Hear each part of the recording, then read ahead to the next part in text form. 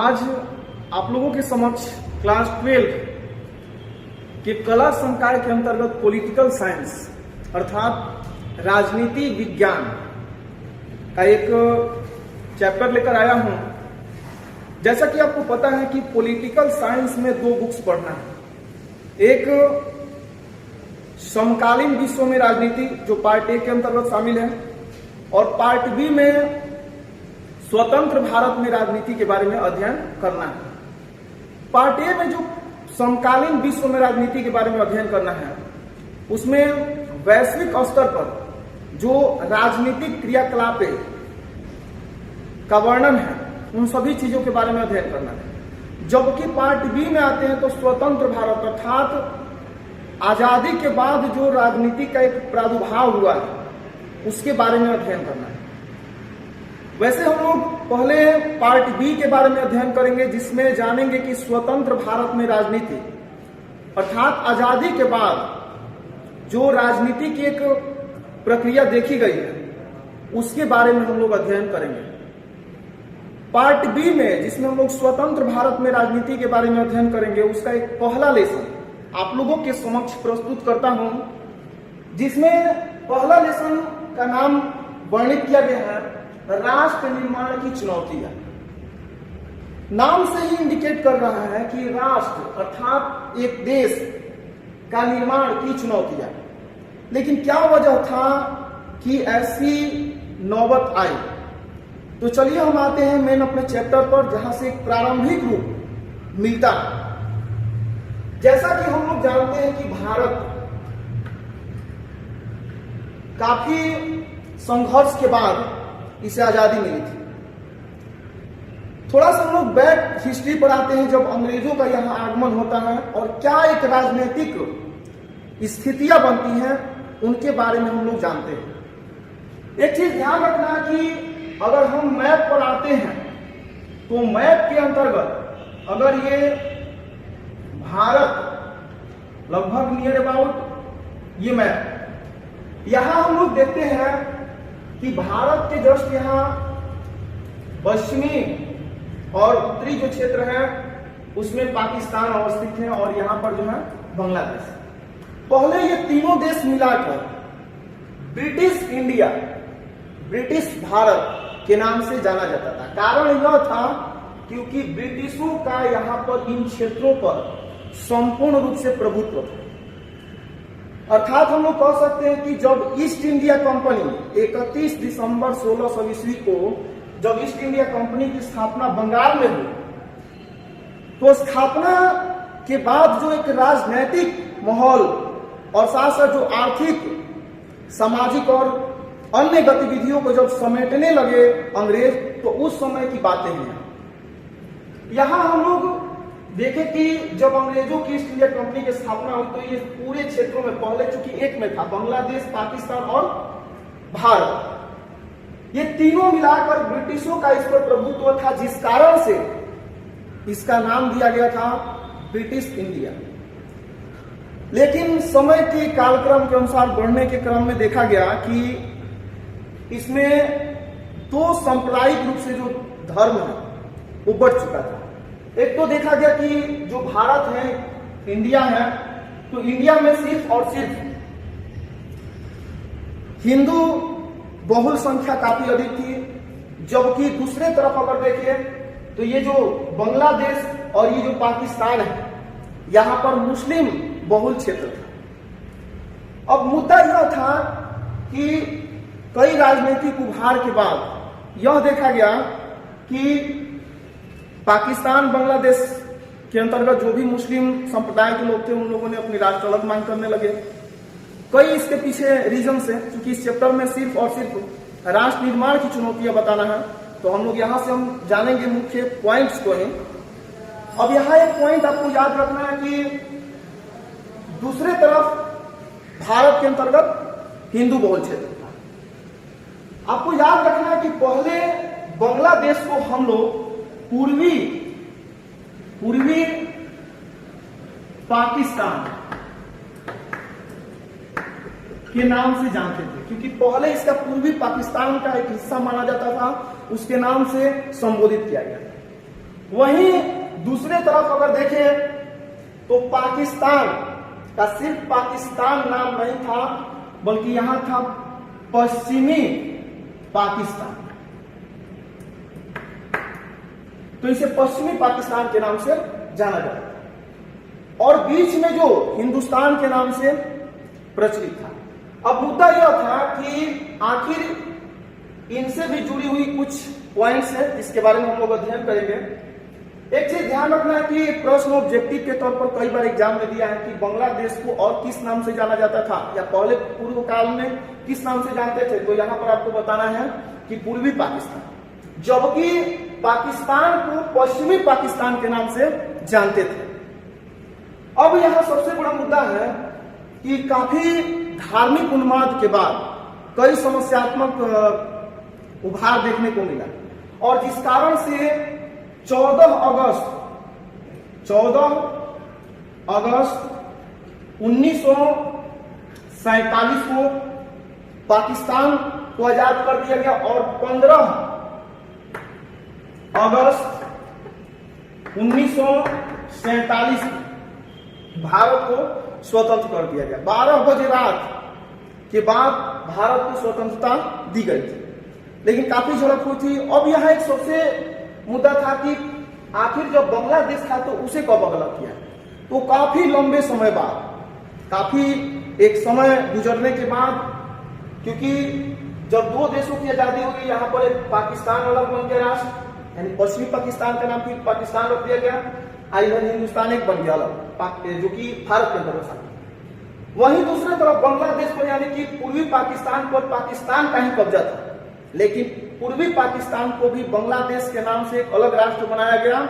लेकिन काफी संघर्ष के बाद, काफी समय गुजरने के बाद, और यह डेट आपको याद रखना है कि बांग्लादेश को कब आजादी मिली अर्थात बांग्लादेश को कब स्वतंत्रता दी गई, तो आपको याद रखना है 16 दिसंबर 1971। तो यह एक पॉइंट है जहां से हम लोग देखें कि एक भारत का इतिहास, जो भारत का एक जो आजादी से संबंधित जो एक सामान्य परिचय था, उसके बारे में हम लोग देखें। अब आते हैं मुख्य बिंदु, भारत की आजादी के बाद क्या सबसे बड़ी चुनौतियां देखने को मिली, उसके बारे में हम लोग अध्ययन करते हैं। अब यहां सबसे महत्वपूर्ण है पॉइंट राष्ट्र निर्माण की चुनौती है, अर्थात राष्ट्र निर्माण की चुनौती है।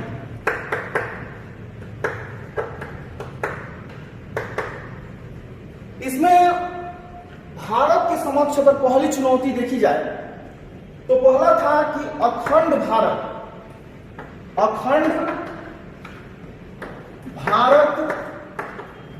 की स्थापना, पहला ये पॉइंट। दूसरा पॉइंट था भारत में लोकतंत्र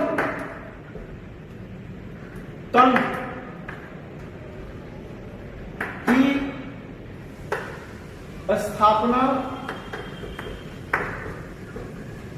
करना। और जो तीसरा सबसे महत्वपूर्ण जो पॉइंट था वह यह था कि भारतीय समाज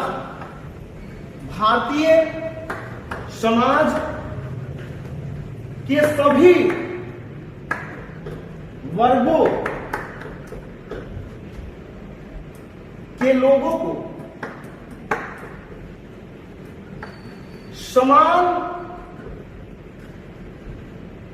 व्यवहार रखना, यह तीसरा पॉइंट है। पहले पॉइंट पर आते हैं जिसमें दिया गया कि अखंड भारत की स्थापना। अखंड भारत की स्थापना करने का तात्पर्य यह है कि भारत में आजादी के बाद कई प्रक्रिया देखी गई थी। जैसे सबसे तो महत्वपूर्ण बातें यह थी कि धार्मिक रूप से भी कई लोग अलग अलग थे, संस्कृति जो उनकी थी काफी अलग थी। इसके बाद सामाजिक जो तौर तरीका था बिल्कुल अलग रहते थे। तो यहाँ एक स्थिति बनी थी कि कई लोग ये भी कह रहे थे कि हमें एक अलग राष्ट्र की निर्माण करने के लिए दिया जाए, अलग किया जाए। तो ये भी एक मुद्दा के रूप में बना हुआ था। तो यहाँ यही था कि अखंड भारत, आखिर इसे खंडित नहीं करना है, एक संयुक्त रूप में रखना है और एक राज्य के रूप में गठित करना है या केंद्र शासित प्रदेश के रूप में गठित करना है। अब दूसरा पॉइंट यह था कि भारत में लोकतंत्र की स्थापना सबसे महत्वपूर्ण यह मुद्दा माना जाएगा, क्योंकि आजादी के बाद सबसे जो प्रभुत्व रूपी जो बातें स्पष्ट की गई थी उसमें यही था कि भारत में लोकतंत्र की स्थापना करना, अर्थात लोगों के द्वारा एक अच्छे प्रतिनिधि का चयन करना और उस प्रतिनिधि के द्वारा समाज में बेहतर कार्यों को क्रियान्वित करना, इसको स्पष्ट किया गया। वही तीसरे पॉइंट पर आते हैं तो समाज के सभी वर्गों के लोगों को समान व्यवहार के साथ पेश आना, अर्थात उसके साथ एक समानता का व्यवहार करना था। तो यह एक 3 पॉइंट है जहां से कई बार एग्जाम में प्रश्न आ चुके हैं, ऑब्जेक्टिव के तौर पर भी और सब्जेक्टिव के तौर पर। अब आगे बढ़ते हैं।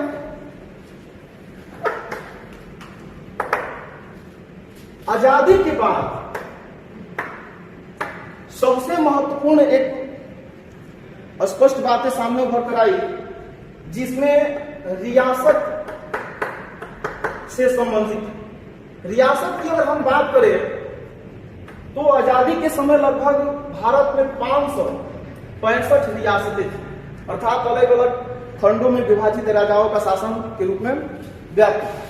लेकिन हुआ क्या कि आजादी के बाद इसे सभी रियासतों को विलय कहीं कहीं सैनिक अर्थात पुलिस कार्रवाई के द्वारा, तो कहीं एक विलय पत्र के माध्यम से किया गया।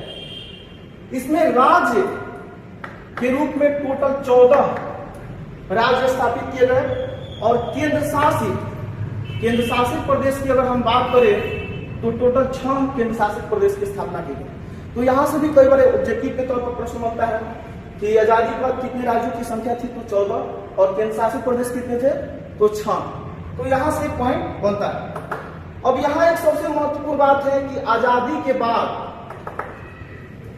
महात्मा गांधी से जुड़ी हुई कुछ इंपोर्टेंट यहां पर विचार स्पष्ट किया गया है, जिससे संबंधित एग्जाम में निश्चित रूप से प्रश्न आते हैं। आजादी के समय गांधी जी पश्चिम बंगाल में हिंदू मुस्लिम के बीच जो सांप्रदायिक भावनाएं व्याप्त थी, उसके बीच सुलह या एक समझौता के माध्यम से संघर्षता को एक तरह से रोक रहे थे। और यही वजह था कि गांधी जी नहीं चाहते थे कि देश का एक तरह से बंटवारा हो और अलग अलग एक राष्ट्र के रूप में निर्माण हो, चाहे वो संप्रदाय के रूप में। तो यहाँ उनका यही मानना था कि मुख्य रूप से दोनों राष्ट्र के बीच जो है जो भी एक सीमांकन किया गया है उसमें अलग अलग अपने धार्मिक रूप से या सामाजिक या सांस्कृतिक रूप से अपना जीवन व्यतीत कर सकते हैं। लेकिन यहाँ एक सबसे बड़ा मुद्दा था कि पश्चिम बंगाल के लौटने के बाद दिल्ली में भी देखा गया कि सांप्रदायिक रूप से हिंदू और मुस्लिम काफी झड़प कर रहे थे और काफी जो संघर्ष की भावनाएं वहां व्याप्त थी। इसी बीच दिल्ली में भी उन्होंने कोई उपवास रखा, उपवास के फलस्वरूप उसे शांत करने का प्रयास किया। लेकिन दिल्ली में ही 30 जनवरी 1948 की बात थी, जहां पर एक बहुत मार्मिक घटना जो है उभर कर आती है सामने।